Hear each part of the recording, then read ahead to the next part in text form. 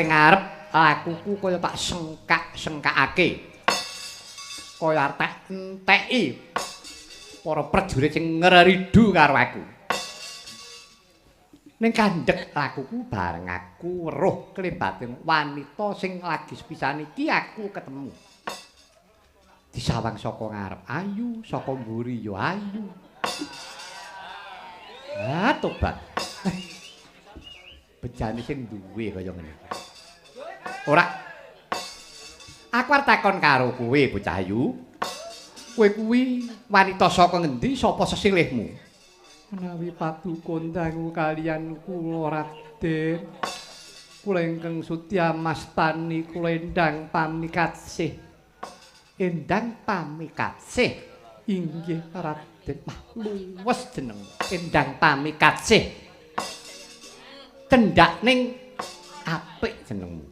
Paduka menika sinten? Aku iki putra Narendra Dwarawati putrane Kanjeng Rama Prabu Sri Bathara Kresna. Satriya Parang Garuda Raden Samba ya wis nubrata. Aku katemben wae. Aku antuk kamulyan wahyu cakrane ngrat tur aku pinaringan kasekten. Tur aku iki jek Joko tur aku bagus tenan. Inggih Raden kasinggihan. Lah iya ora. Saiki kok kowe ngatasé wanita kok mlebu ngalas. Bar golek yaku to. Ya ora. Kowe mesti krungu kabar nek aku entuk kamulyan. Aku wis entuk wahyu bakal dadi ratu. Terus bar golek yaku. Iki wis kebeneran. Aku ya seneng karo kowe. Raden, piye? Nyuwun pangapunten Raden. Esti ning manah kula mlebet wana menika inggih badhe pados kaweningan ngeningaken cipta menepaken raos iya ngaya wara ing atase kowe kuwi bocah wadon kok golek kaweningan ora nutupi tukmu arep wirangan to jane tak petek rasamu wis to saiki ngene wae ora susah dawa-dawa sing dirembug. Wis saiki aku arep nanting karo kowe. Kowe melu aku apa aku melu kowe? Nyuwun pangapunten Raden, esti ning manah kula menika mboten badhe pados katresnan. Tresna menika suci peparinging Gusti ingkang murbeng dumadi. Ya. Sajak munik le mulang. Aku mbok anggap wong bodho ngono to. Nggih mboten ngaten Raden. Ora, pamikatsih. Wonten dawuh Raden wis tekak cukupe kowe gelem apa ora dadi garwaku sebab aku iki bakal jumeneng ratu gelem ora gelem aku kudu duwe garwa prameswari tegese kowe ketemu karo aku keparenge Gusti kowe dadi jodohku minangka dadi sisianku munggah nimbok ratu nyuwun pangapunten kula mboten badhe lati kakung kaya ya dene pidodho bang mawinga-winga tak ngundarandir wedanane rombranang pamikatsih wonten dawuh Raden kowe manut apa ora ora manut aku tak senggara macan nyadi playumu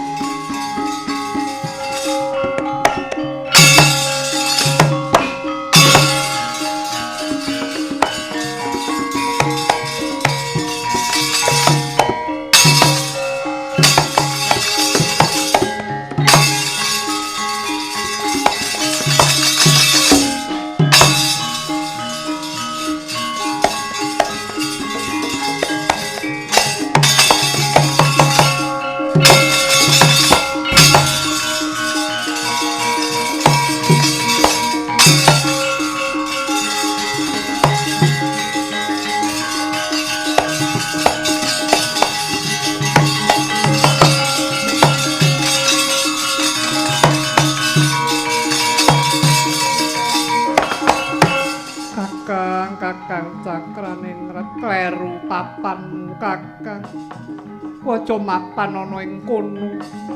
Kuwi papan kang jenes, kuwi papan kang reget. Dudu wajibe kowe mapan ana ing kono aku moh Kakang nyaketi karo kowe yen to kowe isih manunggal karo satriya iki. ora pantes tinulodo. Kakang, mula gagenggal oncatoya Kakang.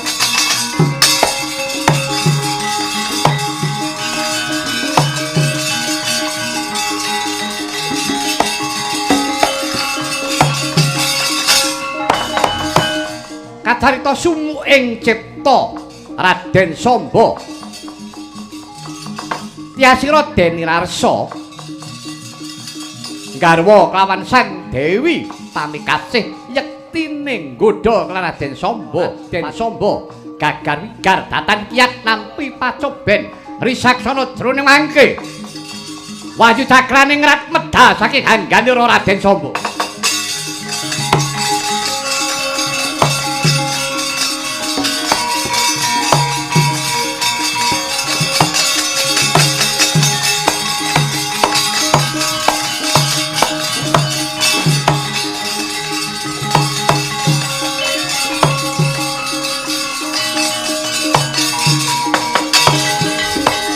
Jagat Dewa Bathara ya jagat pangestungka jebul kleru ciptaku kleru nggonku jumangkah Samba ing atase sira iku mau putraning Narendra Gung Binathara sira putraning Narendra Dwarawati Prabu Sri Bathara Kresna Ratu Titis Wisnu krana ngapa kowe dadi ninggalkan wong adowamu ora iso ngreksa kawibawane bapakmu. Ora kurang-kurang dawuhe Jawata marang kowe. Kowe ora kuat nampani pacobaning Bathara. Kowe durung dadi ratu wis kaya mengkono nggonmu semungah kesungaran. Mindah boyo yen to kowe nyekel peperintahan, ora bakal tentrem negaramu. Wis dina iki. Eling-elingen Samba, aku wis uncat saka ragamu. Kasektenmu Rajah Kalacakra wis tak gawa. Aku ora mapan ana ing jiwa ragamu. Kowe wis ora bakal kanggonan wahyu ratu. Jalaran apa? Kepincut karo wujuding wanita. Mula bakal cupet lelakonmu mung merga wong wadon.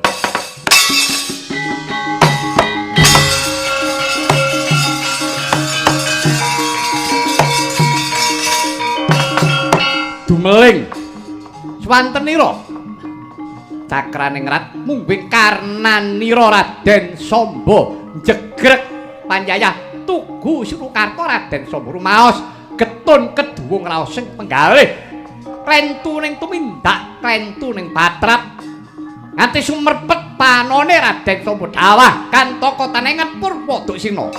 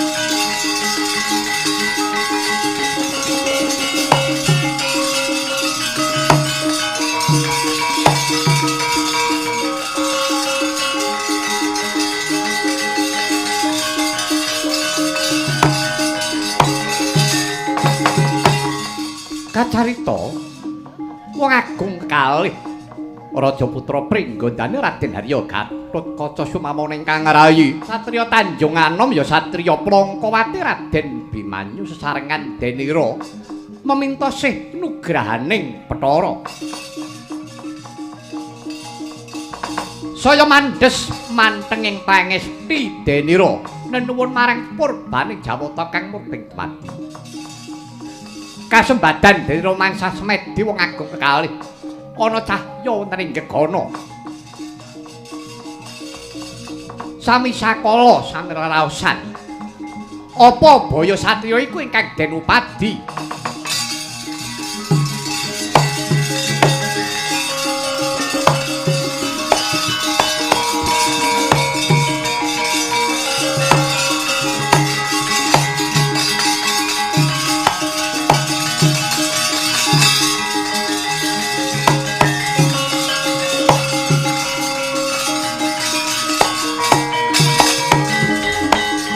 ya telangening kalangyan agar pandamun saradina nirka kunang turem sorotetan padang kastor lan padaring aduh kakang cahyaning ngrat ora nyono kleru pakati kurikala semurtemah keseluruh lakuku yayi kaya ora dadi ngopo nadyan to kepriye wae mesti bakal ana leliru peparinging Gusti sarta pituduh saka Jawata kang karya jagat mbok menawa ya satriya iki yayi ingkang minangka dadi adeg-adeg keparinging Jawata minangka mengkoni keprabon Ratu Trah Pakuning Rat sira ingkang mengkone keprabon pun kakang ingkang momong yo yen to pancen menapa baya satriya loro iki ayo kakang padha mapan ana papan kang prayoga muga-muga kaiden dening Gusti iya ayo yayi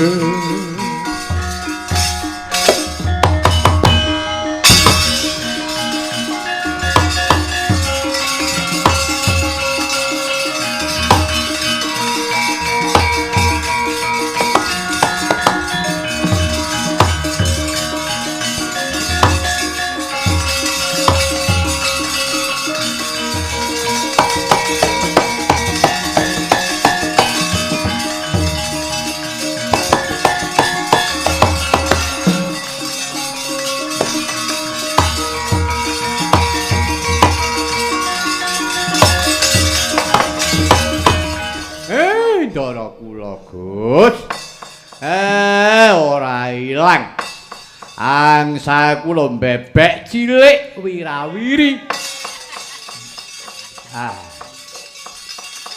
nderekke kalih ndika Gus nyatane panjenengan pun kepareng apa ya kepareng kepiye kok nah nek sampean mesti ora krasa sing ngerti malah wong liya nek awake dhewe mesti ora krasa ora mudeng nek menaniku entuk kamulyan Gus menanipun Ndara Abimanyu pun kelampahan Ndara Abimanyu nampi wahyu keprabon wahyu cakrane ngrat empun manunggal kalih ndika mengkono nggih lah Ndara Gatut panjenengan nampi wahyu panjenengan menika nampi wahyu cahyaning ngrat wahyu pamong mugi-mugi kaiden liripun nadyan Ndara Abimanyu entuk wahyu ratu ning sampeyan ampun jagake kudu dadi ratu nggih Gus mengkono nggih contone bapak sampeyan biyen Ndara Janaka pun tau nampi wahyu keprabon wahyu Sri Makutha Rama nek nggih mboten dadi ratu to ngiras pantes napake anak putu ibarate sampeyan sing nandur sapa ngerti nek anak sampeyan besok sing bakal mbacutake nampa keprabon ibarate ngendikane para pinisepuh biyen mokten iki aja dienggo dhewe, aja dientek-entekke. Dileberake teng putra wayah. Ngaten lho, Gus. Mengkono. Nggih. Dadi panjenengan iku dadi lantaran nggih menika tumurune Wahyu cakrane tedak turun sampean bakal dadi ratu trah Pakuningrat. Lah bakal sing momong Kang Ngraka tedak turune Gatotkaca. Mula sampeyan karo Abimanyu ora kena pisah. Sing rukun nggih. Mengkono ya. Nggih. Ya bakal taestokake. Sampeyan dijarak kali sinten mawon ora kena nesu. Dipoyoki ya aja nesu, dicacat aja nesu, tembunge saiki dikritik ya aja muring. Sebab zaman saiki ini kebak kritik. Pun to. Diapik-apik ngoyo ya dikritik. Kurang-kurang bejane nika pencitraan mengki ra ngeten. Oke-oke menika ngoten niku mboten perlu panjenengan tersinggung, ampun. Ora kena. Mangkono ya nggih. Ampun nganti niku sakit menggalih. Nggih, kabeh ditampa legawa. Anggere sampean saged nganten, mugi Gusti ngijabahi. Pun ditutuke le nenuwun, aja dikendhoni nek perlu dikencengi.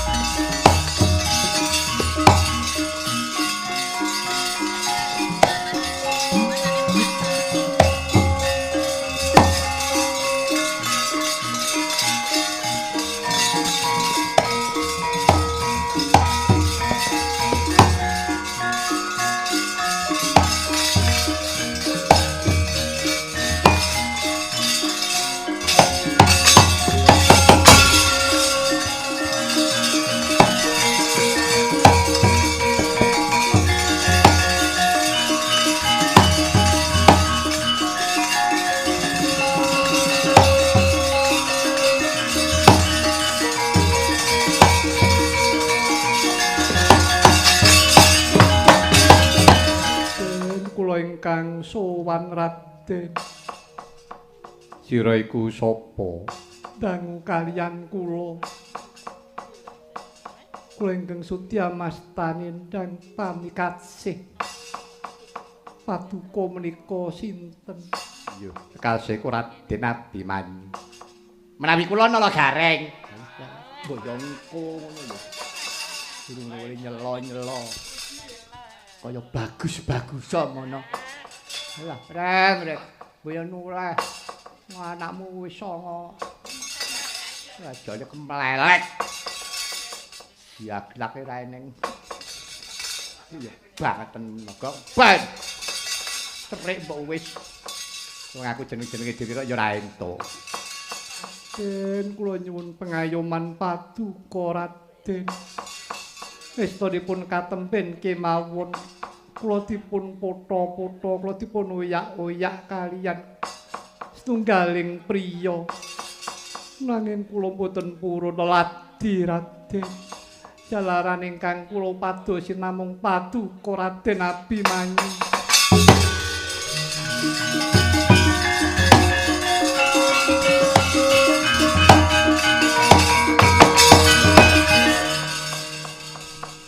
Pamikatsih.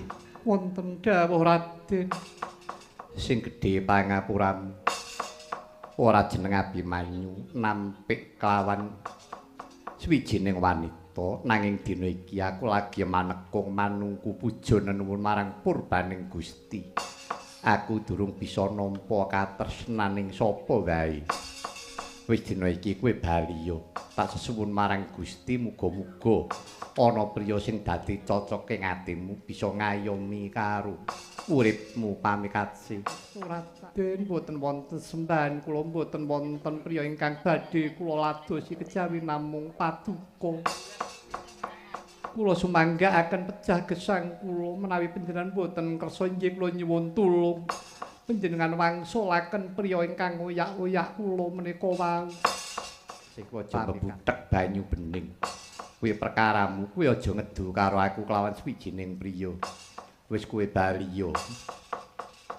Saestu Raden, kula mboten wangsul menawi kula dereng nampi pambiyantu saking paduka. Kowe gelem bali apa ora? Kowe gelem bali apa ora?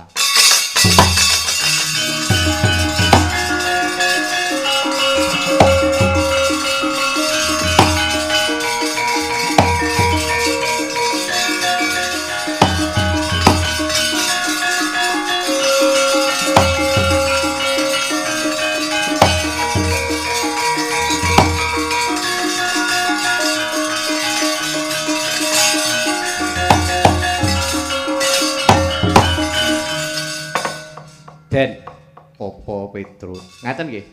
Mboten kersa mboten napa-napa. Ning niki wau wanita teksipun putri. Ya ampun ngoten niku to, Den.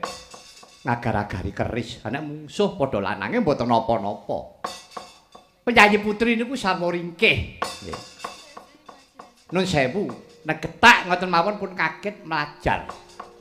Kemudian agar-agari keris. Ngoten ku namine piantun kakung sing kejem. Aku diarani kejem ya ora apa-apa, Petrus. Wis karepene ora ngono ndak ora enggas mingkir. Ora susah dadak kowe mulang karo Abimanyu. Yen pancen kowe gelem ya kono, caket ana nek pancen kowe gelem. Kok, mak gluk mau apa? Kongkling apa? Gareng apa? Lah tulen. Lho, nandi mau. Bareng ndoro Abimanyu wis paring pali lah. Nek sapa sing gelem wis kono tandang kono gareng prut. Gathik mak. Lah iya sing tak gumuni ngene lho, Tru. Gareng ora gablek dhuwit. Jajan wis njaluk aku. Udut njaluk rokokku to. Ngono kok kemlintine aja mak. Oh alah. Andene tuku mobil Sastra Wagiya. Wagiya iki. Astragia ya aku nek ngarani Sastra Wagiya. Wandamu kaya ngono ora. Kaengku gek kepiye? Sapa gareng? Kanggo ora ndite populer emang ngadol kacamata to kaengku. Raimu wis to. Ngandel lo.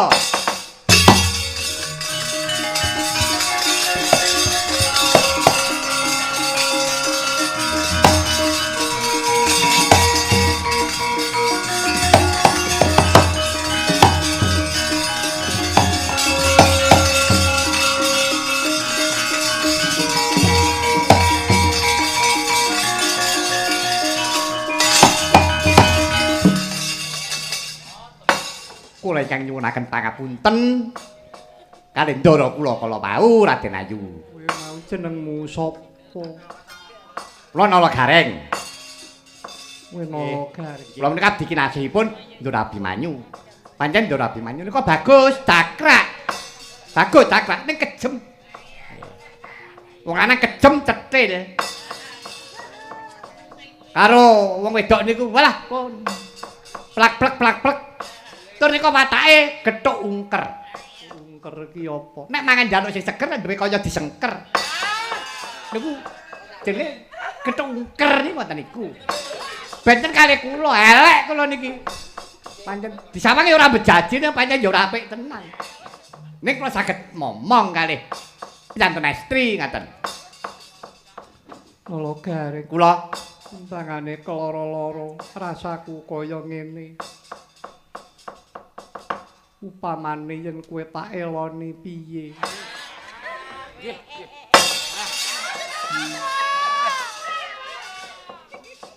Muka kuwi omah we kontrak. Dilone wong kaya dah. Kek mongko gedheke ting probol ora lu dincengi wong. Gareng bojone kaya ngono bakal polahe piye mesti. Wis rekoso iki. Nis ora apa-apa. Bojo ayu pancen berat. Nggih.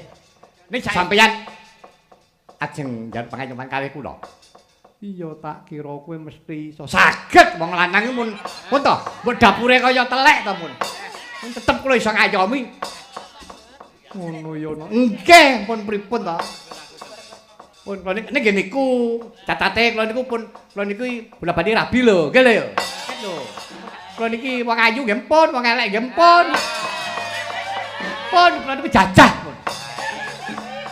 Niki niku urip kula niku mung ngrungkepi budaya. Mboten mung budaya, tok jen kula nggih bu sinten-sinten kula rungkepi. Kowe iki seneng apa saestu niku. Ya wis nek ngono aku melu kowe. Saestu? Iya. Ning ngapunten, kula mboten gadah griya. Ora duwe omah kowe mapan nang ngendi wae aku tak melu. Wah, nek sampeyan tumut kula, wah ora penak wis. Pun kula tak derek sampeyan mawon. Pun kula enten ngomah mboten napa-napa. Kula tak isah-isah kalih ngumbahi. Kalih mengkene penan kisah nyangking tas. Pun nglempiti tagen. Jan kaya bojone Lani biyen. Aja werna. Nggih saestu pun. Tenan melu aku. Nggih purun. Ya wis ayo tutno lakuku. Nggih. Ora doh saka kecelak. Iya cedhak. Nggih pun kok kula derekke yo.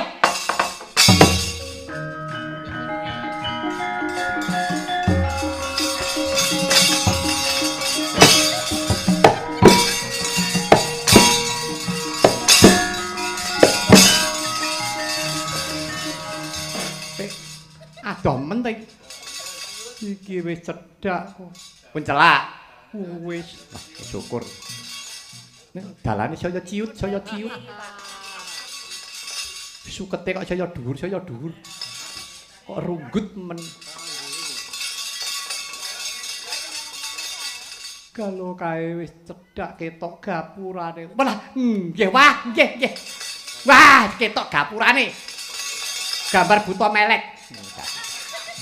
Aneng tulisane Sasana Laya. Dan apik tenan gapurane. Ah, wis.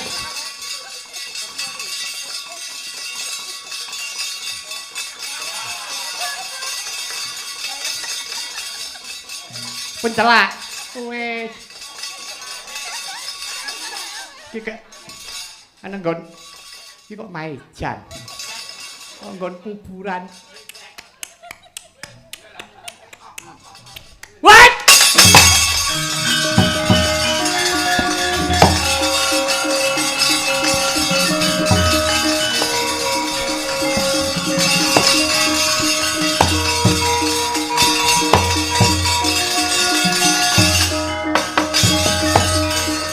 Kakang aku banget nggonku bom-bom. Dene kowe mapan ana satriya kang teguh atine jejeg penggalihe.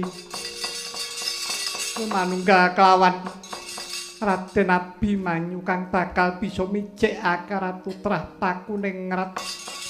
Kakang, aku ora bakal pisah karo kowe ya Kakang. Dina iki aku bakal lumawat marang negara Wirata. Aku bakal manjing putri Wirata Dewi Utari eling-elingen ya Kakang.